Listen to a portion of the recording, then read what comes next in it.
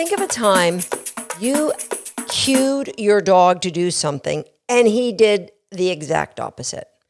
Like maybe you saw him running out of the kitchen and he's got this plastic cheese wrapper in his mouth and you say, drop it. And he like gulps it as fast as he can.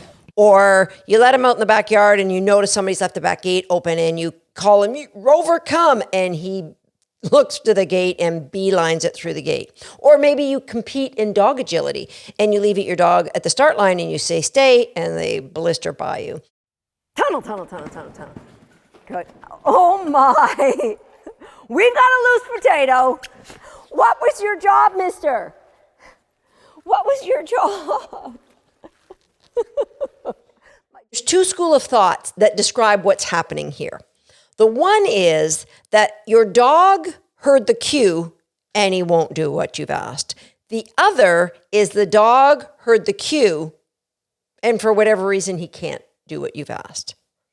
Which one do you think you migrate? There's no right or wrong answer. There's no judgment. We're just peeling back some layers here. Hi, I'm Susan Garrett. Welcome to Shaped by Dog. And today we're going to look at the impact of what you think of your dog. There's an impact, and we're going to deep dive on that tonight. But before we begin, go ahead, do me a favor, hit that like button like it's a piñata filled with amazing, awesome reinforcement for your dog. Go ahead, smash it. Yeah, your dog's waiting, smash it. If you've seen, there's a video on YouTube, I think it's got like 25 million views. It's called Fenton in Richmond Park. And it's a video that it opens with this scene. Whoever's got his iPhone out or his whatever phone, he's videoing this peaceful scene of these deer just grazing and hanging out in this park. And then in the distance, you hear a man's frantic voice yelling, Fenton, Fenton. And then a few minutes later, you see a herd of 40 deer or more, I don't know, there could be 50, being chased by this black lab and this anxious man, chasing after the dog. Stress all around. Stress to the deer, stress to the dog, or maybe happy stress to the dog, and of course, stress to the man. So does Fenton say, I won't come? Or is Fenton saying, I can't come? Let's look at the difference between those two. So if you believe the dog is saying, I won't come, there's got to be reasons. Like, why is the dog saying that? Do you believe your dog is stubborn? Do you believe the dog is willful or headstrong, or he thinks he can get away with it? Or your dog's lazy? Some people believe, this is a new one on me, that when your dog pushes through the door, he's trying to dominate you. Some people just think my dog's blowing me off and that's why he won't come when he's called, or that's why he won't drop that paper. He's just blowing me off. He's ignoring me. He's on his own agenda. And some people actually believe that the dog knows what he should do, but he's choosing the opposite. And that you can tell because he gets this guilty look on his face. I can share with you that is an untrue assumption, that guilty look on your dog's face is just an appeasement posture that all animals, including humans, right? You get yelled at, you're going to hunch your shoulders. You could likely dump your own garbage on the kitchen floor, bring your dog in and go through your routine if it's one of those, what did you do? Your dog will get that appeasement posture, pinning his ears, getting low, tucking his tail, licking his lips, looking at you like, please, I didn't mean to, even though you're the one who did it. Okay, that's for another day. I want you to think about what goes through your brain when you believe your dog has heard it, but says, I won't. The opposite, if the dog is saying, I can't, this could be some of the reasons the dog might say, I can't.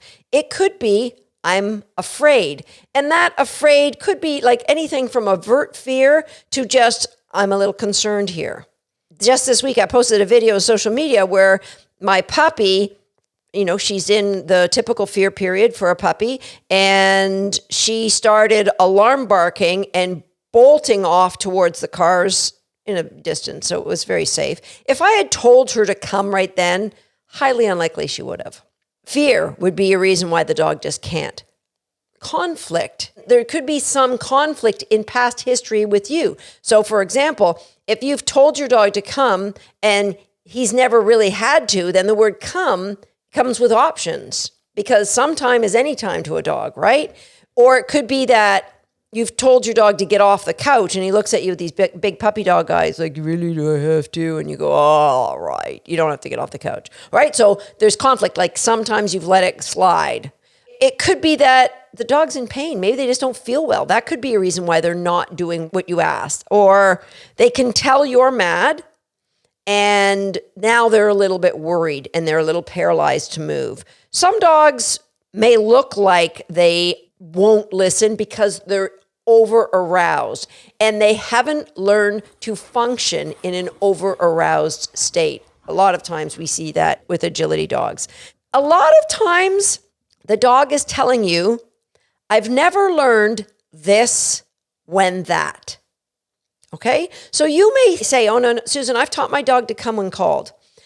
Your dog may have learned come when called when she's got a tug toy, or come when called when you can smell roast beef or chicken on her, or come when called in the living room, kitchen, and dining room, or maybe even in the backyard. But in this scenario right now, Fenton has never learned come when called when you spot a herd of deer. Now, does that mean you have to train every single experience? No, it doesn't. I'll get to that later. I just want to establish that there are won'ts and there can'ts. I'm going to show you a little video clip. This happened, I don't know, a couple of years ago. I was teaching an agility class. I ran a sequence with momentum. And somebody in the class said, is it all right if I put a little target on the bottom of the dog walk for a running dog walk? And I said, yeah, that shouldn't bother anything. And it had been there through the class, but I hadn't been doing much with momentum in that class. So I took her out to do the final sequence. And in this video, you can see she comes down the dog walk and sails, and the whole class goes, woo! Like that looked like a dog that says, I won't hit my contact.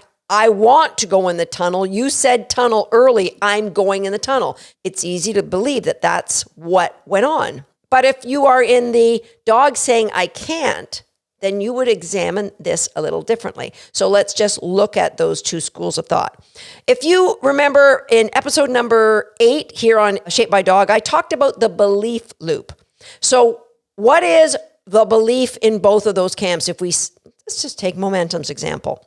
If you believe that she knows she should be hitting that contact, she's just blowing me off, or she's just saying I like tunnels better, then the belief that's guiding you is she knows this.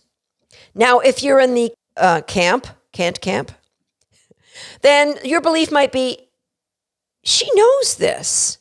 What? That's so weird. What's going on here? And then the next part of the belief loop is your thoughts or assumptions. The assumption might be, she just saw that tunnel and she just wants the tunnel. That's where she's going. She's just blowing off that contact to get in that tunnel. Now, if you're in the can't, it would be, that's so different for her. I should do this again and evaluate what's going on, or I should look at the environment and see what's different for my dog, because that's just weird. And what's the emotion that you're feeling with those beliefs? So if you believe that the dog's blowing you off and just wanting to dive in the tunnel, your emotion might be frustration. It's never going to be pleasant. It's going to be frustration, disappointment, and possibly anger. Right? It depends on where you are with your dog missing contacts. Now, if you're in the can't, if you believe that the dog is saying, I can't do that job, then your emotion will be one of compassion and curiosity. Gee, I wonder what's going on here. That's just so bizarre. Why would she not hit the contact? So then your emotion sparks your action. Now, if your emotion is that of frustration, anger, disappointment, maybe, I don't know, resentment, I don't know, then your action might be to yell at the dog, to punish her, to maybe drill, you know how to do this, you keep doing this. And if your one is of compassion, then it might be, I might say, I got to do that again. I want to see what's going on here. And then I'll evaluate after the second repetition. For me personally, I might possibly do a third repetition, but I've got a rule of 3 here. I believe my dog's actions. My dog's actions are telling me what I've trained or what they believe I've trained. So in this case, I did ask Momentum to do it again, and it was utter confusion. She missed the targets, and then she was, frantic and obviously worried because she was confused. She didn't know what to make of what was going on. And so the result of that action, I just said, okay, that's it. We're not doing any more here. I'm just putting her away. Now, instead of doing it again, I could have taken her back and said, here's the behavior of asking. And that behavior has components. One of the components is to do a target. I could have just taken her to the bottom of the target and said, just hit that. That's all I need you to do. Just hit that. And done a few of those and then ended it and come back another day and tried the whole thing. I tried one more and then I said, that's it. Okay, the result of those 2 tacks. If you say, you should do this, I know you should do this, and you drill the dog until they get, here's what might happen. This is worst case scenario, in my opinion. You punish the dog, they go back and do it, and they get it right. Any idea why I think that's worst case scenario? Because your beliefs, your assumptions, your emotions, and your actions based in anger and blame just got reinforced. Worst thing that could happen, and I've seen it happen time and time and time again, where people put a lot of pressure and punishment on a dog, and then the dog turns around and does it exactly as they asked. I'm like, oh man, you just set the table for the next 5 years for yourself. It's not going to be nice. And that's just showing the brilliance of dogs, right? They'll just do it for us. They'll just do it. They take it, they take what we got to give, and they'll just stand by us and they'll just be loyal. The result of what I did, I went back the next day and I said, oh, I don't think she's really done a contact with a target since she was like a year old. I'm going to take that target off and see if it's any different. And lo and behold, absolute perfect contact. So by assuming the dog is wrong, you run the risk of losing the confidence in the dog in that environment. Maybe they would do that dog walk, but they get very slow and worried. You hurt your relationship. With what I did, let's just shelve it. I didn't get to do the sequence, big deal, but I saved my dog's confidence. I got a brilliant performance. And there was nothing I needed to go back and worry about. There was no relationship to rebuild. There was no relationship with the dog walk for Momentum to rebuild. She knew how to do her job. Just take that thing out of my way because she's a little sensitive. And what's that doing there anyway? I want you now to consider, what's the downside if I'm wrong? What's the downside for my dog if I always believe when she doesn't do something, I cue her? She's just telling me I can't and I need to get curious. I've said this before in the podcast. A good friend of mine, Dr. Ellen Bader, has this great quote. When you're feeling furious, it's time to get curious. So what's the downside of thinking the way I do about your dog? But what's the upside of thinking the way I do about my dog? The upside is you will get curious. You will look for different ways to help your dog. You will create a deeper bond with your dog. I personally believe by removing the stress of the emotion that we feel when we feel our dog is blowing us off, we add not just years, but quality of years to our life and quality of moments to our dog's life, because we're removing that stress between us. We're removing that anxiety. And it's proven that stress is a big contributor to disease and health issues. But the bottom line is it's contributing to a better relationship with you and your dog at home when they're learning, if you're doing a sport like agility, when you're doing a sport together. And more than sport, more than anything is the quality of time and the years you have when they're long past retired, when they're just your family pet. Like that's just so important. So how do we get then a dog that ignores that herd of deer? Like I said, okay, I can come when I'm called when I'm in the kitchen. I can come when I'm called in the living room. I can't come when I'm called when there's a herd of deer. In episode number 5, I talked about shaping behavior and how we have amazing high value reinforcement. We put it into the thing we want.